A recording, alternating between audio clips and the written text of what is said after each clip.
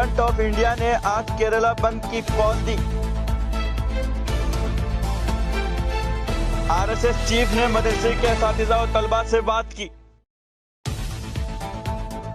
Opposition को BJP RSS के खिलाफ मुतहर्रिक होना चाहिए, राहुल गांधी।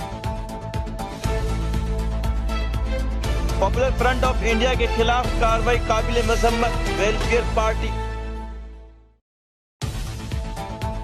अमित शाह ने पीएफआई के खिलाफ कार्रवाई पर तबादला ख्याल करने के लिए मीटिंग मुनक्कद की। ईरान में महसा अमीनी की हलाकत के खिलाफ मुजाहिरे जारी, 31 अफराद हलाक। भारत का अक़वाम मुत्तहिदा की सलामती कौंसिल में यूक्रेन जंग खत्म करने का मुतालबा।